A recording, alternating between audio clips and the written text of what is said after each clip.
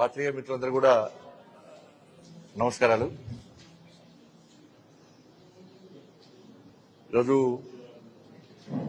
ఈ జోన్ సంబంధించి ప్రశిక్షణ శిబిరాల సందర్భంగా కామారెడ్డికి రావడం జరిగింది.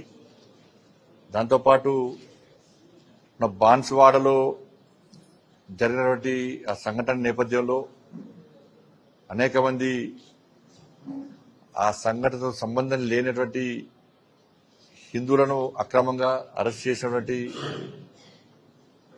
విషయంలో ఆ కుటుంబ సభ్యులను కలవడం, వాస్తవాలు తెలుసుకోవడం, వాళ్ళకు ధైర్యం నింపడానికి ఈరోజు కామారెడ్డి రావడం జరిగింది.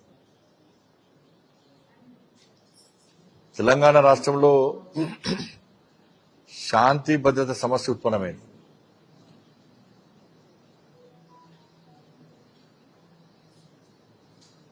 ఈరోజు రాహుల్ గాంధీ గారు వచ్చారు. రాహుల్ గాంధీ గారు శిక్షణా శిబిరాల కోసం వచ్చాడు. ఇవాళ రాహుల్ గాంధీ గారికి 2-3 విషయాల్లోనే సవాల్ విసురుతున్నా. నీ శిక్షణా శిబిరాలు పక్కబెట్టు. శిక్షణా శిబిరాలు దేనికోసం పెట్టుకున్నారు ఇవాళ కాంగ్రెస్ పార్టీ వాళ్ళు అంటే, మన సాక్షాత్తు రాష్ట్ర ముఖ్యమంత్రి అయిపోయాడు. దేశం మొత్తం చూసుకుంటే 10,000 కోట్లు కాంగ్రెస్ పార్టీ కార్యకర్తలు ఢిల్లీకి మూటలు పంపొచ్చట. తెలంగాణ రాష్ట్రంలో 1,000 కోట్ల రూపాయలు కార్యకర్తలు వసూలు చేసి ఢిల్లీకి పంపొచ్చట. ఇవాళ కార్యకర్తలు ఏ విధంగా కలెక్షన్ చేయాలి, 1,000 కోట్లు ఏ విధంగా ఢిల్లీకి పంపాలనో వాళ్లకు చెప్పడానికి వచ్చినవా, వాళ్ళ శిక్షణ ఇవ్వడానికి వచ్చినా రాహుల్ గాంధీ చెప్పాలి ఫస్ట్. దాంతోపాటు తెలంగాణ రాష్ట్రంలో ఒక రాచరిక పాలన కొనసాగుతున్నది. ఒకవైపు ఇళ్లను కూల్చడం, ఇంకోవైపు దేవాలయాలను కూల్చడం. ఎన్నికల ముందొచ్చి ఊకదంపుడు ఉపన్యాసాలు చూడాలి రాహుల్ గాంధీ గారికి కావాల్సింది.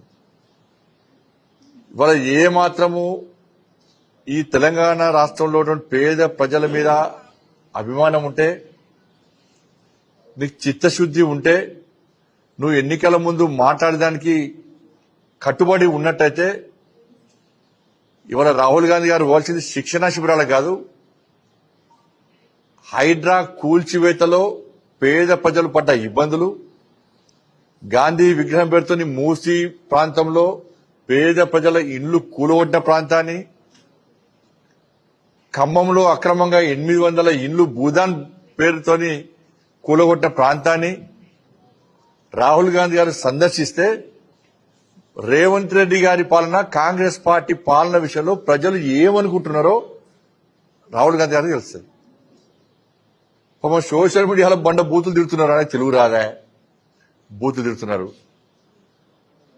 దాంతోపాటు బాన్స్వాడలో జరిగినటువంటి ఈ దారుణ సంఘటన విషయంలో ఈ రోజు ఇక్కడ మీ మీడియా ముందే ఇక పేద ప్రజలు ఉన్నారు. ఇక్కడ వాళ్ళని కలిస్తే రాహుల్ గాంధీ గారికి విషయాలు తెలుస్తాయి. ముత్యాలమ్మ గుడిని సందర్శించాలి దాడి జరిగిన విషయం తెలుసుకోవడానికి. జుబ్లీస్ పెద్దమ్మ తల్లి గుడిని సందర్శించాలి ఏ విధంగా దాడి జరిగిందని చెప్పని. హైదరాబాద్ లో 3 దేవాలయం, చాంద్రాయణ గుట్టతో పాటు 3-4 దేవాలయం దాడులు జరిగినాయి. హనుమాన్ టెంపుల్ దాడులు జరిగినాయి. పురాతన చరిత్ర గెలవనటి హనుమాన్ దేవాలయం దాడులు జరిగినాయి. దాన్ని సందర్శించాలి రాహుల్ గాంధీ గారు. షాద్ నగర్ లో జరిగినటువంటి నవగ్రహాల గుడి మీద జరిగిన దాడి గురించి రాహుల్ గాంధీ గారు సందర్శించాలి. సంతోష్ నగర్ లో జరిగిన దారుణ సంఘటన విషయంలో రాహుల్ గాంధీ గారు సందర్శించాలి. ఈ తెలంగాణ రాష్ట్రంలో దేవాలయాల మీద జరుగుతున్న దాడుల గురించి, ఆ దాడులు జరిగిన సంఘటనల పరిస్థితి తెలుసుకోవడానికి వాటి సందర్శిస్తే ఇవాళ తెలంగాణ ప్రజలు హర్షిస్తారన్న విషయాన్ని రాహుల్ గాంధీ గారు గుర్తుంచుకోవాలి.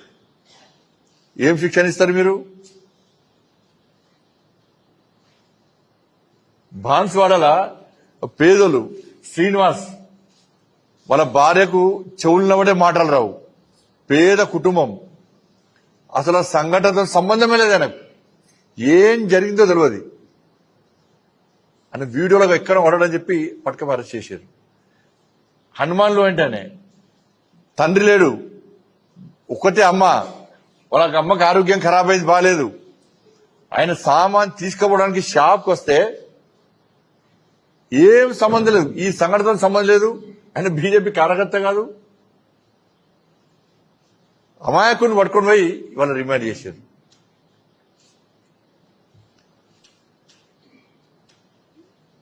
ఇలా ఇలా తెలంగాణ రాష్ట్రానికి హోంమంత్రి లేడు, తెలంగాణ రాష్ట్రానికి విద్యాశాఖ మంత్రి లేడు. ఈ రెండు ముఖ్యమంత్రి గారు ఆయన దగ్గర పెట్టుకున్నాడు. ఆయనకు సరైన సమాచారం వస్తుందా? వచ్చిన ముఖ్యమంత్రి గారు ఈ పేదోళ్ళని ఇబ్బంది పెట్టాలని చెప్పి ఆలోచిస్తుండా. ద్వంద్వ విధానాలు రాష్ట్ర ముఖ్యమంత్రి గారి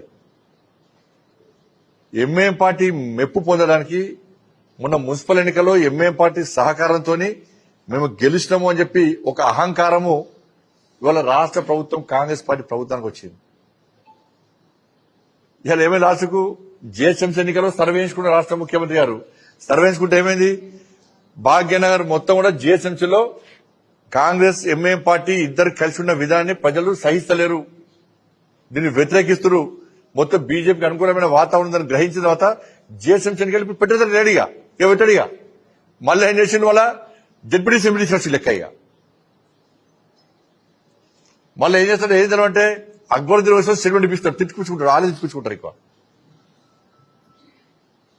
నటించడం నటనలో జీవించడం. అది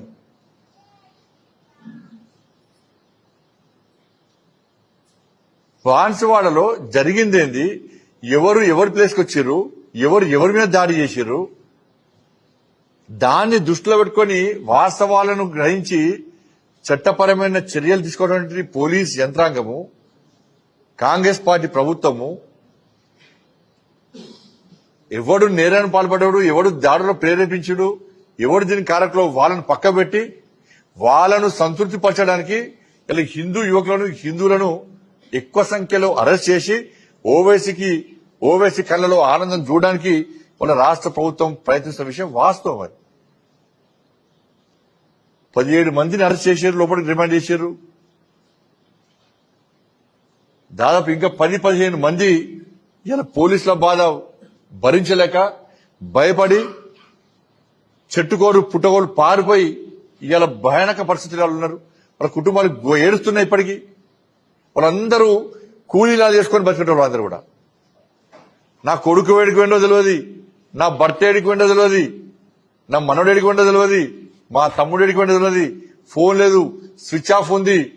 వాడు వస్తారా రారా, పోలీసులు పట్టుకపోయినరా, ఇప్పుడు మా వాళ్ళ వేనరా, ఆ కేసుతో ఏం సంబంధం అని చెప్పి వాళ్ళు ఏడుస్తున్నటువంటి దృశ్యాలు ఇప్పుడు మీరే షూట్ చేశారు, వీడియోస్ మీరే తీసుకున్నారు. నాకు ఆరోగ్యం బాగలేదు, వాళ్ళ భార్యకు చెవులు నవ్వడాయి, మాటలు రావు, మనకి ఏం సంబంధం లేదు. కిరాణా సామాన్ కోసం పోతే వీడియోలో ఉన్నాడని చెప్పి పట్టుకపోయారు, ఫోన్ గుంజుకున్నారు, బండి గుంజుకున్నారు. ఎటువంటి ఎదురు చూస్తున్నా జైలుకి వెళ్ళాట, మాకు సమాచారమే లేదు అని చెప్పి శ్రీనివాస్ వాళ్ళ తల్లి ఏడుస్తున్నది.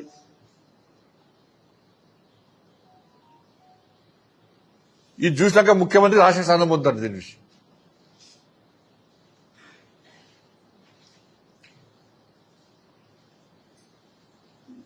వాళ్ళ హిందూ సమాజానికి అప్పీల్ చేస్తున్నాను నేను. హిందూ సమాజం జాగృతం కావాల్సిన సమయం ఆసనమైంది. తెలంగాణ రాష్ట్రంలో హిందువులు రోడ్ల మీదకి ఎక్కి ఈ కాంగ్రెస్ పార్టీ ఎంఐఎం పార్టీ మెడలు వంచేటువంటి పరిస్థితి ఇవాళ తెలంగాణ రాష్ట్రంలో ఉత్పన్నమైంది. ఇన్ని రోజులు ఈ దాడుల గురించి భరిద్దాం. తెలంగాణ రాష్ట్రంలో హిందువులు బిచ్చ బతుకుదామా? ఆలోచించండి. అలా హిందూ సమాజం ఆలోచించాలి.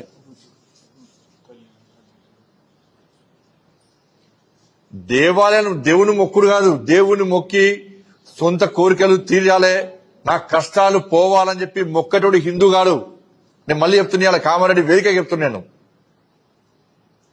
బొట్టు పెట్టుకొని దేవుని మొక్కటోడు హిందూ కాదు. అటువంటి వ్యక్తులకు దేవుడు కర్ణకటాక్షాలు ఉన్నాయి. ఇలా ఏ దేవుని మొక్తమో, ఏ దేవుని కటాక్షంతో మనం బతుకుతున్నామో ఆ దేవుల మీద దాడి జరిగినప్పుడు స్పందించినోడు హిందువే కాదు. ఇలా స్పందించాల్సిన సమయం వచ్చింది కాబట్టి అప్పీల్ చేస్తుంది. వాళ్ళు ముత్యాలమ్మ గుడి మీద దాడి చేస్తే సమాజం స్పందించేది. మళ్ళా బజరంగ దళ్, హిందూ వాహిని, బీజేపీ మా కార్యకర్తలు అరెస్ట్ చేశారు.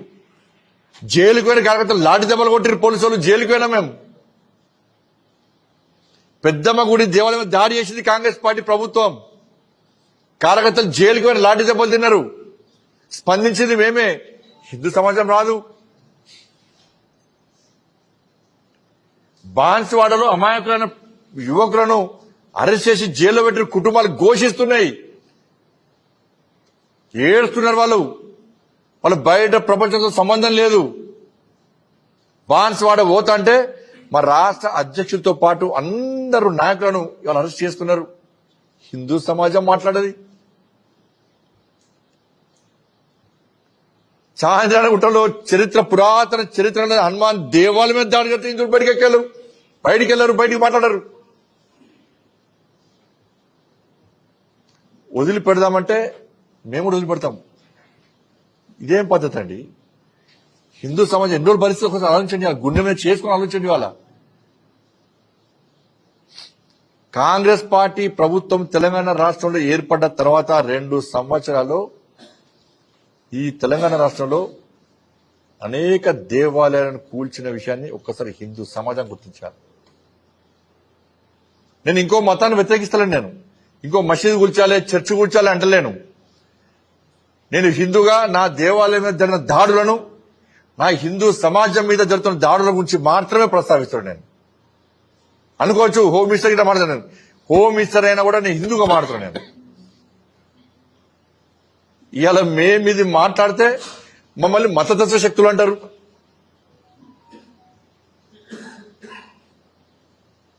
బట్ మళ్ళీ అప్పీల్ చేస్తున్నా, హిందూ సమాజం జాగృతం కావాల్సిన అవసరం ఉంది.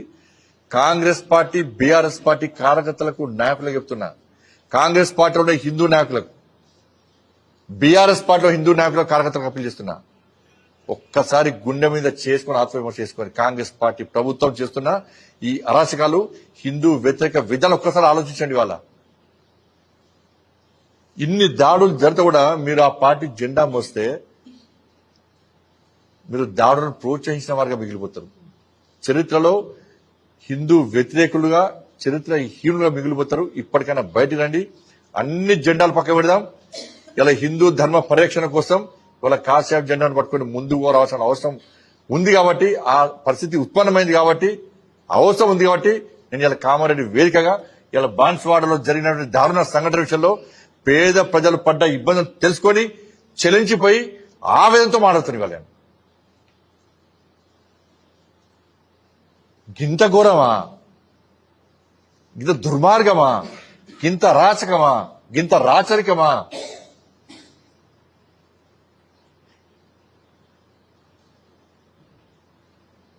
మేము అధికారంలోకి వచ్చినాక దేవాలయాన్ని కూర్చోవడం పని అంటే మీకు ఒక్క ఎమ్మెల్యే డిపాజిట్ కాదు 10 ఓట్లు రాకపోతుంది మీకు. ఇవాళ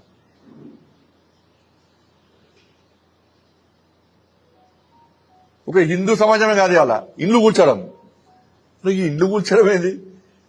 నరేంద్ర మోడీ గారి ప్రభుత్వం ప్రధానమంత్రి ఆవాస్ యోజన కింద 4 కోట్ల ఇళ్ల నిర్మించింది దేశంలో పేద ప్రజల కోసం. ఒక శక్తివంతమైన భారతదేశాన్ని నిర్మిస్తున్నాం మేము. కానీ తెలంగాణ రాష్ట్రంలో కాంగ్రెస్ పార్టీ ప్రభుత్వం కూల్చివేతల ప్రభుత్వం, కూల్చేస్తున్నది.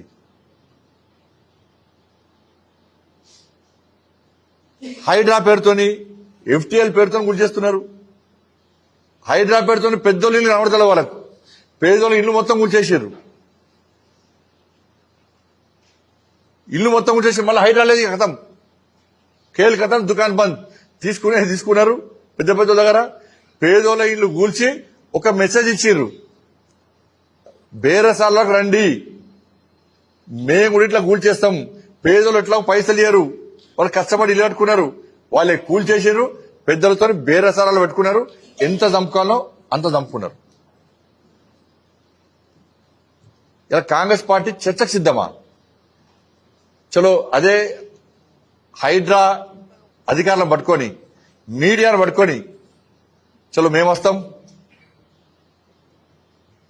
బఫర్ జోన్ లో ఎన్నున్నాయి, ఎఫ్టీఎల్లో ఎన్ని ఇల్లు కూడా చూద్దాం పాండి. చలో ఎన్ని పెద్ద పెద్ద ఇల్లు ఉన్నాయి, ఎన్ని పేదలు ఇల్లు కూర్చున్నారో ఇలా చూద్దామా. సైడ్ ఇన్స్పెక్షన్ చేద్దామా, రమ్మని చెప్పండి. కాంగ్రెస్ పార్టీ రమ్మని చెప్పండి. వాళ్ళ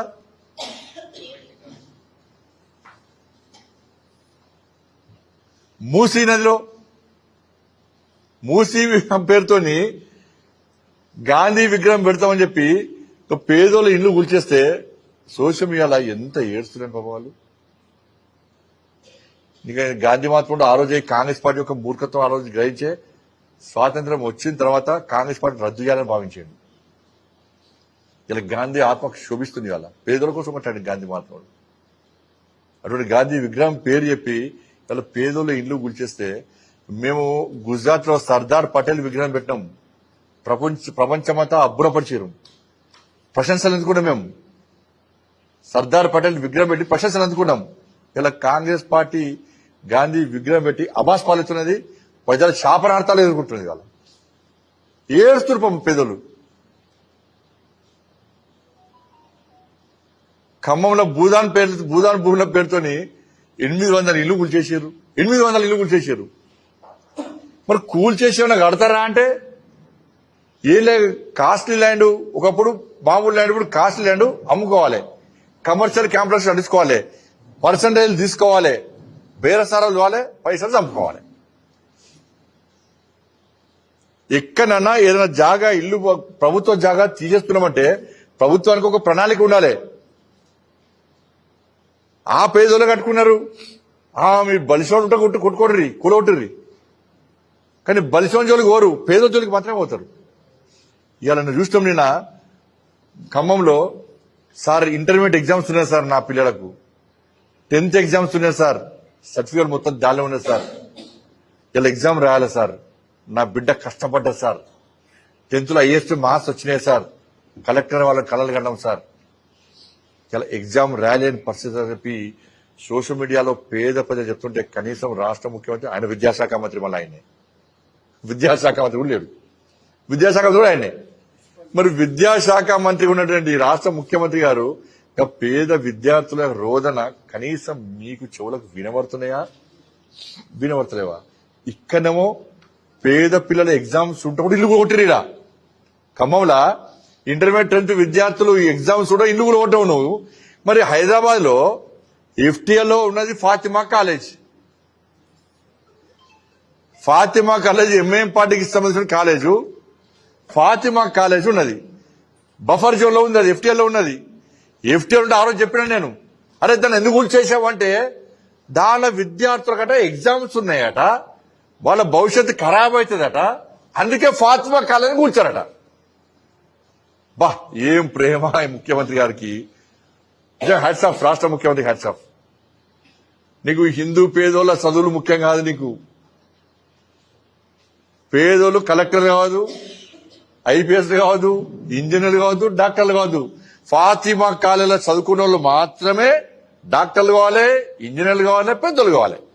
ఇబ్బంది కావచ్చు, కానీ వివక్షత అయింది అంటున్నా నేను. ఎఫ్టీఏలో ఉన్న ఫాతిమా కాలేజ్ కూర్చోడానికేమో వాళ్ళ ఎగ్జామ్స్ నీకు అడ్డొచ్చినాయి. ఇవాళ ఖమ్మంలో పేదోళ్ళు వాళ్ళ పిల్లలకి ఎగ్జామ్స్ ఉన్నాయి ఆగండి అంటే కూడా బుల్డోజర్లు పెట్టి కూల్చినవు. మరి పేద విద్యార్థుల పరిస్థితి ఏంది? వాళ్ళ పరీక్షల పరిస్థితి ఏంది? వాళ్ళ విద్యార్థుల భవిష్యత్ ఏంది? ఇది గొప్పతనం రాష్ట్ర ముఖ్యమంత్రి గారు.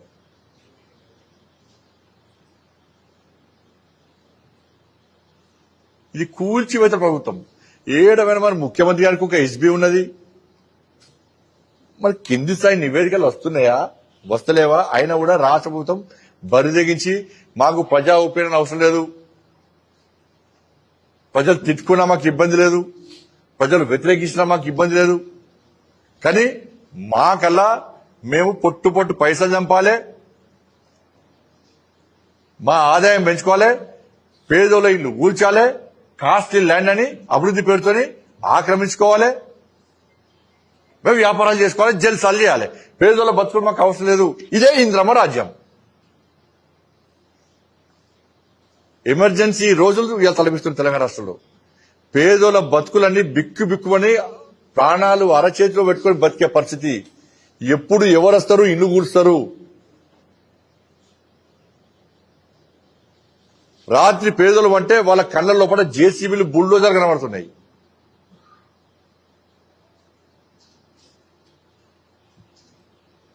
ఇలా రాష్ట్ర ముఖ్యమంత్రి స్పందించాలి.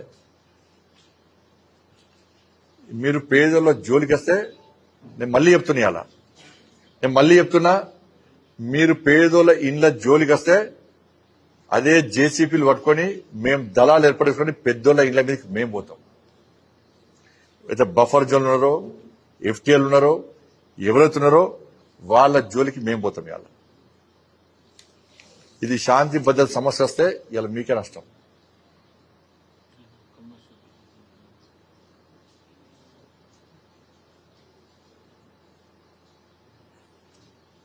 గిన్ని కూల్చివేతలు ఒక ఇప్పుడు రాష్ట్రంతో చర్చ జరుగుతూ కూడా ఇంత జరిగితే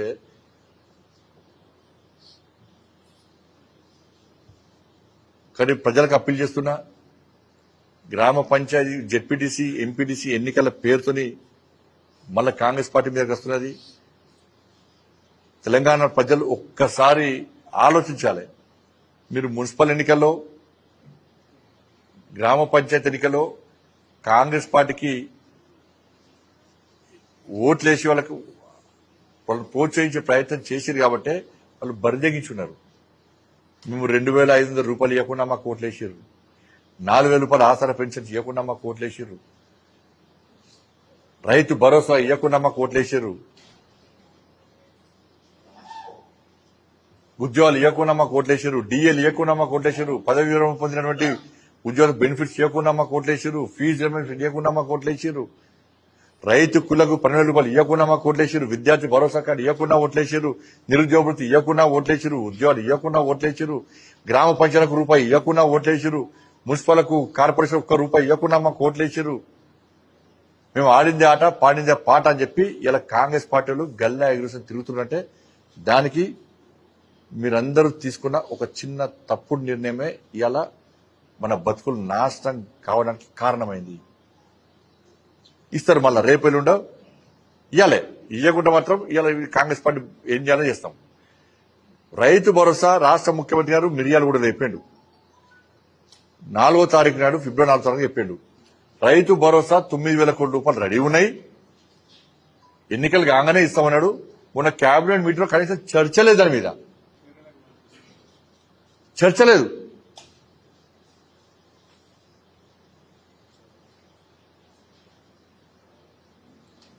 ఇప్పుడు జెడ్పీటీసీ ఎంపీటీసీ ఎన్నికలకు వస్తే ప్రజలు ఒకటే ప్రశ్నించండి, మీరు 6 గ్యారంటీల విషయంలో గల్లావట్టు అడుగురు కాంగ్రెస్ వాళ్ళను.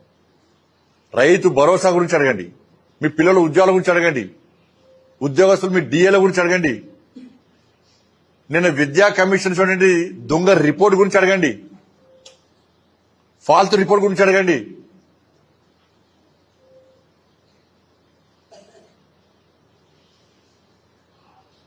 ఇప్పుడు దేశంలో ఎన్నికలు ఎక్కడ జరిగినా కూడా కర్ణాటక తెలంగాణ నుంచే మొత్తం పైసలు పోతున్నాయి, మూటలన్నీ పోతున్నాయి.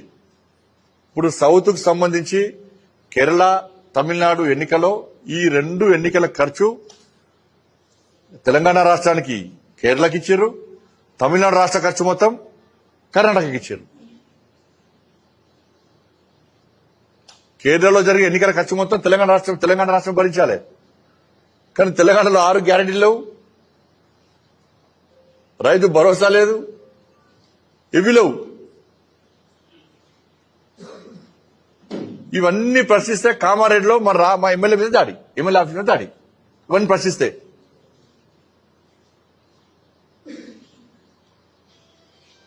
ఏమైంది? మీరు వచ్చి దాడి చేశారు. ఈ పంత మడదంపిరా లేదా? ఒక్క కామారెడ్డి కార్యకర్తలే వాళ్ళు, కేవలం 10 మంది కార్యకర్తలే ఈ పంత మడదంపిరా లేదా? ఇదే తెలంగాణ రాష్ట్రం మొత్తం ఉత్పన్నమైంది. ఉరికిచ్చి కొడతారు మా వాళ్ళు. తక్కువ చేయకూరి, మేము త్యాగాలకు సిద్ధమైన వాళ్ళం, త్యాగాలు చేసిన వాళ్ళం. మేము కేసీఆర్ గవర్నమెంట్ లో కేసులు భరించిన వాళ్ళం, జైళ్లకు వెళ్లిన వాళ్ళం, లాఠీ దెబ్బలు తిన్నోళ్ళం. ఖచ్చితంగా ఉన్నాం. మేము ఒక సంకల్పం తీసుకొని ఉన్నాం, కాంగ్రెస్ ముక్త భారత్ అనేటువంటి నినాదం తీసుకొని మేము ముందుకు వస్తున్నాం. మీరు దాడులు చేస్తే మేము చేతులు మూసుకొని కూర్చోవడానికి మేము బీఆర్ఎస్ పార్టీలకు కాదు. మా సహనాన్ని పిరికితనంగా భావిస్తే కామారెడ్డిలో ఏ విధంగా గుణపాఠం చెప్పారో ఇదే పరిస్థితి తెలంగాణ రాష్ట్రం మొత్తం కూడా మా కార్యకర్తలు సిద్ధమై ఉన్నారు. మేము దేశం కోసమే త్యాగం చేయడానికి సిద్ధంగా ఉన్నాం. మీ కాంగ్రెస్ పార్టీ గింత పార్టీ ఇప్పుడు దేశంలో 20 రాష్ట్రాల్లో ఇండియాతో పాటు అధికారంలో మేము 20 రాష్ట్రాల్లో, మీరు కేవలం ముచ్చటగా 3 రాష్ట్రాల్లో మాత్రమే ఉన్నారు. 3 రాష్ట్రాలు ఈసారి వీక్తాయి. జరిగే ఎన్నికల్లో తమిళనాడులో మీరు లేరు, కేరళలో లేరు, బెంగాల్లో లేరు, యూపీ లేరు, అస్సాంలో లేరు. ఒకటి అరాచకాలు మానండి, కూల్చివేతలు మానండి, దేవాలయాల మీద దాడులను కంట్రోల్ చేయండి, హిందూ యువకులను హిందూ సమాజాన్ని ఇబ్బంది పెట్టే పరిస్థితి మానుకోండి, మా కార్యకర్తలను అరెస్ట్ చేయరా విషయాన్ని వెంటనే మానుకోండి. ఇవి పునరావృతమైతే దాని తగ్గట్టు మేము కూడా ప్లాన్ చేస్తాం. దాని ఏమనం అనలేదు. ఎందుకంటే మా కార్యకర్తలు సిద్ధమైనారు. అరాచకాలు స్టార్ట్ అయినాయి. బీఆర్ఎస్ పార్టీ ఏ విధంగా చేసిందో వాళ్ళకంటే ఇంకా ఎక్కువ సంఖ్యలో వీలు చేస్తున్నారు. మేము సిద్ధమై ఉన్నాం, అందరం కూడా సిద్ధమై ఉన్నాం. అందరూ ధన్యవాదాలు.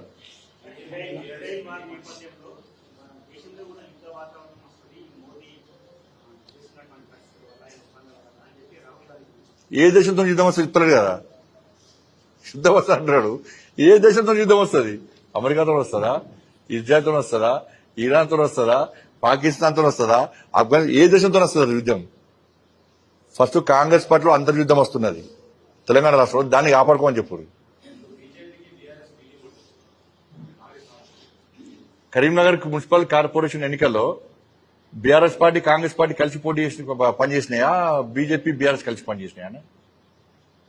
నిజామాబాద్ కార్పొరేషన్ ఎన్నికల్లో బీఆర్ఎస్ పార్టీ కాంగ్రెస్ పార్టీ కలిసిందా, బీఆర్ఎస్ పార్టీ బీజేపీ కలిసిందా? కామారెడ్డి ఎవరు కలిసారు? ఇన్ని సంవత్సరాలు తెలంగాణ ఉద్యమం జరగకముందు జరిగినాక ఏ రోజు కూడా భారతీయ జనతా పార్టీ బీఆర్ఎస్ కలిసి పోటీ చేయలే. కానీ కాంగ్రెస్ పార్టీ బీఆర్ఎస్ పార్టీ కలిసి పోటీ చేసినాయి, కలిసి అధికారాన్ని పంచుకున్నారు. కానీ మేము ఎప్పుడు పంచుకోలే. ఈ టైం పాస్ అవన్నీ మాటలు అవన్నీ వాళ్ళకి గదే అలవాటు, వాళ్ళకి గదే అంటారు. అది ఎవరు నమ్ముతారు? ప్రజలు ఎవరు నమ్ముతలేరు కూడా. మరి మేము అట్లా అనుకుంటే బీఆర్ఎస్ పార్టీ ఒక్క ఎంపీ గెలవలే. కార్పొరేషన్ లో బీఆర్ఎస్ పార్టీ ఒక్కరు గెలవలే. 7 కార్పొరేషన్ బీఆర్ఎస్ పార్టీ ఒక్కరు గెలవలే. ఎమ్మెల్సీ మొన్న ఎమ్మెల్సీ ఒక్కటి వాళ్ళకి క్యాండిడేట్ లేడు. బీఆర్ఎస్ పార్టీలకు ఎమ్మెల్సీ క్యాండిడేట్ లేడు. మొన్న 2 మేమే గెలిచాం. అంతకుముందు కాంగ్రెస్ పార్టీ పరిస్థితి ఇట్లా ఉండే. మీరు దుబ్బాకలో కాంగ్రెస్ పార్టీ డిపాజిట్ రాలే, మేము గెలిచాం. హుజాబాద్లో కాంగ్రెస్ పార్టీ డిపాజిట్ రాలే, మేము గెలిచినాం. మునుగోలో టైట్ ఫైట్ ఇస్తాం మేము, కాంగ్రెస్ పార్టీ డిపాజిట్ రాలే. నిజామాబాద్ కార్పొరేషన్ లో పోయినసారి కాంగ్రెస్ పార్టీ 0, కరీంనగర్ కార్పొరేషన్ లో పోయినసారి కాంగ్రెస్ పార్టీ 0, వరంగల్ కార్పొరేషన్ లో కాంగ్రెస్ పార్టీ 0, కరీంనగర్ లో 0, కాంగ్రెస్ పార్టీ 0 అయింది. కాబట్టి ఆ 2 పార్టీల పరిస్థితి అదే పరిస్థితి ఉన్నది. కాంగ్రెస్ పార్టీలో అంతర్యుద్ధం స్టార్ట్ అయింది. మొన్న చెప్పినా మళ్ళీ చెప్తున్నా, మంత్రులందరూ కూడా పొట్టు సంపాదించుకుంటున్నారు. ఎమ్మెల్యేలు అందరూ కూడా బాధపడుతున్నారు. ఇలా ఎమ్మెల్యేలు రోడ్ల మీదకి పోతే 6 గ్యారెంటీలు అడుతున్నారు. ఒక తట్ట మొరం పోయి అంటున్నారు. ఎమ్మెల్యేలకు కాన్స్టిట్యూన్సీ డెవలప్మెంట్ ఫండ్ లేదా, సీఎం అసూరెన్స్ ఫండ్స్ లేవా, రాష్ట్ర ప్రభుత్వం ఏమీ లేదా. లాస్ట్కు మొన్ననే కేంద్ర ప్రభుత్వము గ్రామ పంచాయతీల అభివృద్ధి కోసం కేంద్ర ప్రభుత్వం నిధులు విడుదల చేసేదాకా 2 సంవత్సరాలు ఒక్క పైసా తట్ట మొరబోయేల గ్రామ పంచాయతీలకు. గింతకడ దారుణం ఏముంటది? ఏమంటే కేసీఆర్ కట్టాడు, వీళ్ళు కట్టా అంటారు. ఏమనంటే కేంద్రం ఏమిచ్చింది, నిధులు తీసుకురావాలి. నువ్వేం చేస్తావు? అన్ని కేంద్రం ఇచ్చాక నువ్వెందుకు పీకుడు పని? నువ్వు చేసేది ఏంది పీకుడు పని? అన్ని కేంద్రం ఇచ్చాక నువ్వెందుకు ఉండు? షేర్ చేయండి, లైక్ చేయండి, సబ్స్క్రైబ్ చేయండి. మరిన్ని వీడియోల కోసం బెల్ సింబల్ పై క్లిక్ చేయండి.